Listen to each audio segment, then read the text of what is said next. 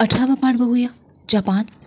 Japan हा बेटाच्या स्वरूपातील लहान देश आहे. जगाच्या नकाशात हा द्वीपसमूह तुम्हाला आशिया खंडाच्या पूर्व भागात पॅसिफिक महासागरात दिसून येते. हा द्वीपसमूह आहे हे लक्षात राहू द्या. अतिपूर्वेकडील स्थानामुळे या देशाला उगवत्या सूर्याचा देश म्हणतात. हे लक्षात राहू द्या, उगवत्या सूर्याचा देश म्हणतात. बघा, जपानला उगवत्या सूर्याचा देश का म्हणतात? कारण ते अतिपूर्वेकडे आहे. या देशाने अल्पावधीतच तंत्रज्ञानात प्रगती केली आहे. जपान आज औद्योगिकदृष्ट्या जगातला एक सामर्थ्यवान देश आहे. विस्तार व सीमा बघूया. जपानचा विस्तार 24° ते 46° उत्तर अक्षवृत्त. बघा, विषुववृत्तापासून किती दूर आहे? 24° व 128° ते 147° पूर्व रेखावृत्त यांच्या दरम्यान आहे. रेखावृत्ताच्या बघा 128° दूर आहे, हे लक्षात राहू द्या. या देशाच्या उत्तरेस साखलीन बेट, ईशान्येस कुरील बेटांची रांग, पूर्वेस व दक्षिणेस पॅसिफिक महासागर आणि वायव्येस जपानचा समुद्र आहे. प्राकृतिक विभाग बघूया. जपानमध्ये होकायडो, होन्शू, शिकोकू आणि क्युशू ही 4 प्रमुख बेट आहे. या बेटांचं नाव लक्षातच राहू दे, हे विचारलं आहे. हा देश आकारमानाने लहान असला तरीही या देशात पर्वत, पठारे, दर्याखोरी असे विविध भूरूपे पाहायला मिळतात. या देशाला भूकंपाचे वारंवार धक्के बसतात. तसेच येथे ज्वालामुखीचे उद्रेकही होत असतात. यामुळे जमिनीला उंच सकलपणा येऊन पर्वत, पठारे, दर्याखोरी इत्यादी विविध भूरूपे निर्माण झाली आहे. जपानमध्ये अनेक ज्वालामुखी पर्वत आहे. त्यातील काही शिखरे 3000 मीटरपर्यंत उंच आहे. फुजियामा हे शिखर 3776 मीटर उंच आहे. हे फुजियामा शिखर लक्षात राहू द्या, जपान संदर्भात आहे. होन्शू बेटाच्या मध्यवर्ती भागात असलेल्या या पर्वतांना जपानी आल्प्स असे म्हणतात. बघा, इथे काय दिलं आहे? आल्प्स कशाला म्हणतात? तर होन्शू बेटाच्या मध्यवर्ती भागात असलेल्या या पर्वतांना जपानी आल्प्स असे म्हणतात. क्युशू बेटाचा अर्ध्याहून अधिक भाग ज्वालामुखीय भूरूपांनी बनलेला आहे. होकायडो बेटाचा मध्यवर्ती भाग पर्वतमय असून ईशान्य दिशेला जागृत ज्वालामुखी आहे. ज्वालामुखीच्या आसपास गरम पाण्याचे झरे आढळतात. ही आकृती बघा, फुजी पर्वताची दिली आहे. समुद्र तळाशी भूकंप झाल्यास उंच लाटा उसळतात. त्यांना जपानी भाषेत सुनामी असे म्हणतात. बघा, इथं सुनामी म्हणजे काय हे दिलं आहे. समुद्र तळाशी भूकंप झाल्यास उंच लाटा उसळतात. त्यांना जपानी भाषेत सुनामी असे म्हणतात. जपानला अशा लाटांचा तडाखा अनेक वेळा बसतो. नद्या बघूया. जपानच्या मध्यभागी असलेला पर्वतमय प्रदेश या देशातील जलविभाजक आहे. हा जलविभाजक नाव ऐकताच तुम्हाला महाराष्ट्रातील जलविभाजक लक्षात आला पाहिजे. यामुळे तुम्हाला रिव्हिजन करण्यासाठी एक्स्ट्रा वेळ द्यायची गरज पडणार नाही. समोर बघूया. बेटावरील पर्वतावरून उगम पावणाऱ्या नद्या शीघ्र गतीने समुद्रास मिळतात. बहुतांशी नद्यांची लांबी कमी असून त्या जलवाहतुकीस योग्य नाहीत. त्यातल्या त्यात शिनोने, इशिकारी आणि टोने या नद्या लांबीने मोठ्या आहेत. या नद्यांनी किनारपट्टीला सुपीक मैदानी बनवले आहे. बघा, नद्यांनी किनारपट्टीला सुपीक मैदाने बनवली आहे. होन्शू बेटावरील बीवा हे जपानमध्ये सगळ्यात मोठे गोड्या पाण्याचे सरोवर आहे. हे लक्षात राहू द्या. बीवा काय आहे? हवामान बघूया. जपानमधील हवामानात विविधता आहे. दक्षिणेकडून उत्तरेकडे तापमान कमी होत जाते. उन्हाळ्यात पॅसिफिक महासागरावरील येणाऱ्या मोसमी वाऱ्यामुळे दक्षिण भागात बराच पाऊस पडतो. जपानच्या पूर्व किनारपट्टीला टायफून या चक्रीवादळाचा तडाखा बसतो. बघा, हे महत्त्वाचं आहे. जपानच्या पूर्व किनारपट्टीला टायफून या चक्रीवादळाचा तडाखा बसतो. त्यामुळे बरेच नुकसान होते. हिवाळ्यात पश्चिमेकडील रशियाच्या खंडीय भागावरून अतिशय थंड वारे वाहतात. त्यामुळे होन्शू आणि होकायडो बेटाच्या पश्चिम किनारपट्टीच्या प्रदेशात हिवाळ्यात पाऊस पडतो आणि मध्यवर्ती उंच भागात हिमवृष्टी होते. बघा, हे लक्षात घ्या, विचारणार नाही आपल्याला.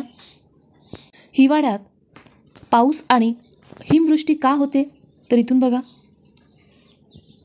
इथून बघा, हिवाळ्यात पश्चिमेकडील रशियाच्या खंडीय भागावरून अतिशय थंड वारे वाहतात. त्यामुळे होन्शू आणि होकायडो बेटाच्या पश्चिम किनारपट्टीच्या प्रदेशात हिवाळ्यात पाऊस पडतो आणि मध्यवर्ती उंच भागात हिमवृष्टी होते.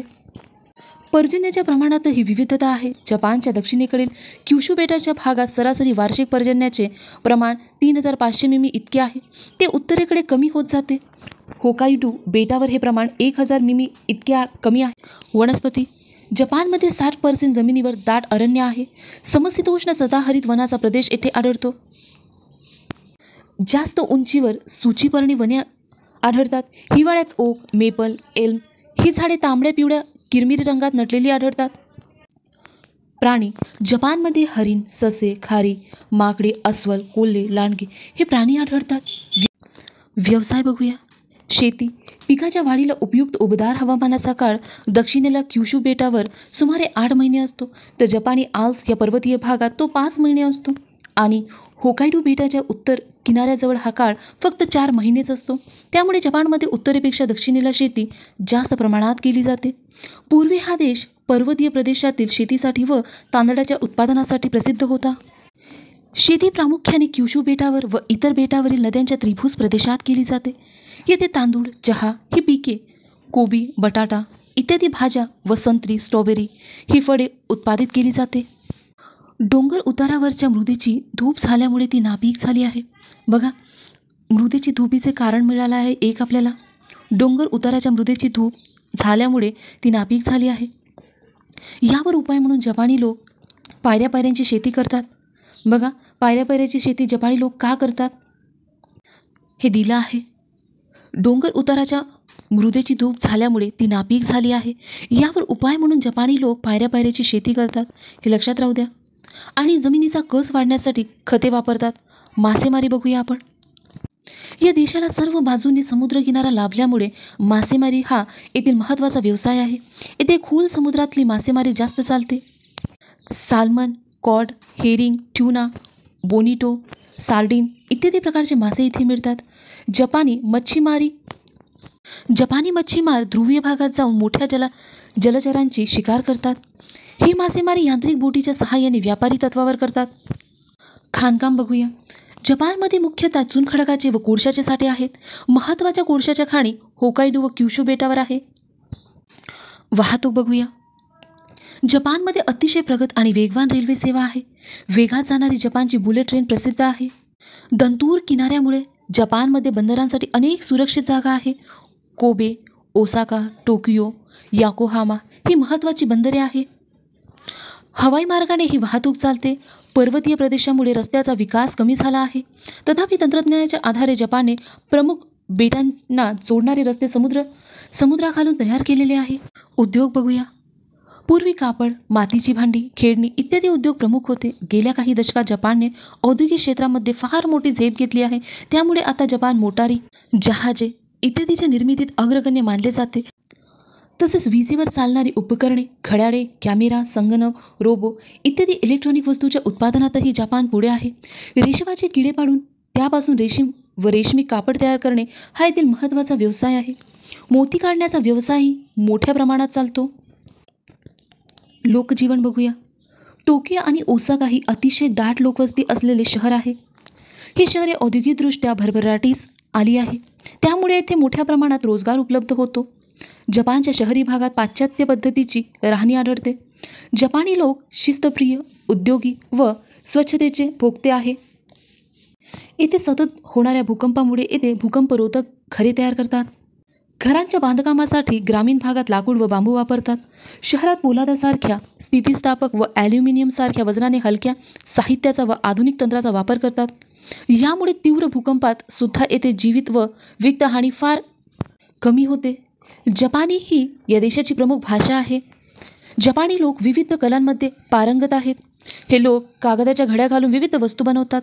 याला ओरिगामी कला असे म्हणतात. बघा, ओरिगामी कला हे लक्षात राहू द्या, जपानची आहे.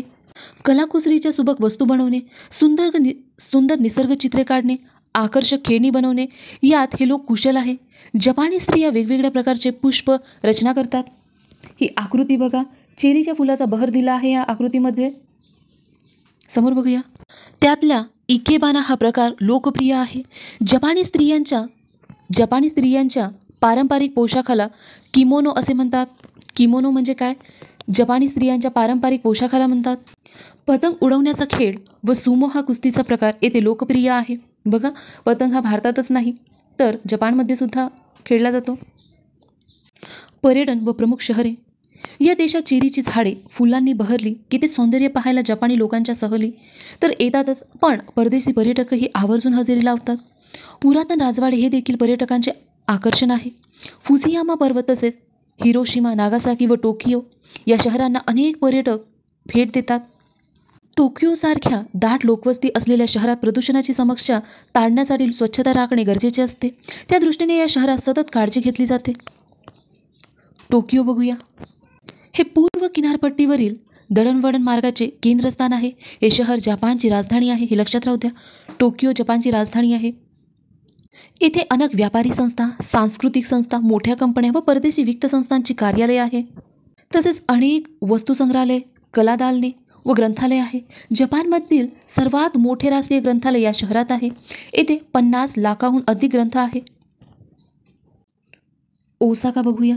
होन्शू बेटावरील हे महत्त्वाचे शहर आहे. ही औद्योगिक नगरी आहे. सागरी व्यापारासाठी हे बंदर प्रसिद्ध आहे. हिरोशिमा. हे शहर होन्शू बेटावर दक्षिणेकडील वसलेले आहे. दुसऱ्या महायुद्धात अणुबॉम्बच्या स्फोटात नेस्तनाबूत झालेले हे शहर आजही या स्फोटाच्या खुणा जपून आहे. त्या पाहण्यासाठी पर्यटक येतात. नागासाकी बघूया. हे शहर क्युशू बेटावर पश्चिमेकडे वसले आहे. हिरोशिमाप्रमाणेच अणुबॉम्बच्या स्फोटात हे शहरही नष्ट झाले होते. आज दक्षिणेकडील सागरी व्यापारासाठी हे शहर प्रसिद्ध आहे. या ठिकाणी हा पाठ संपतो. आपण प्रश्न बघूया. उगवत्या सूर्याचा देश रिकामी जागा हा आहे. कोणता आहे? जपान. उगवत्या सूर्याचा देश जपान हा आहे. जपानमध्ये रिकामी जागा हे सर्वात उंच शिखर आहे. कोणतं शिखर आहे तुम्ही मला कमेंट करून सांगा. जपानमधील बिवा हे गोड्या पाण्याचे सरोवर आहे. फक्त एवढंच लक्षात राहू द्या. कोणत्या बेटावर आहे हे विचारलं जाणार नाही. जपानमध्ये रिकामी जागा हा कुस्तीचा प्रकार लोकप्रिय आहे. आत्ताच बघितला होता आपण सुमो. जपानमधील प्रमुख 4 बेटे कोणती? हे खूप महत्त्वाचं आहे, लक्षातच राहू द्या. जपानमधील प्रमुख नद्याची नावे हे महत्त्वाचं नाही. जपानमध्ये कोणकोणत्या प्रकारच्या वनस्पती आढळते? हे सुद्धा महत्त्वाचं नाही आहे. जपानमध्ये कोणते प्राणी आढळते? जपानची प्रमुख भाषा कोणती? जपानच्या दळणवळणाच्या सोयीबद्दल माहिती. जपानमध्ये कोणकोणते व्यवसाय चालतात? टोकियोचे महत्त्व. जपानमध्ये मासेमारी हा महत्त्वाचा व्यवसाय का चालतो? या ठिकाणी हा पाठ संपतो.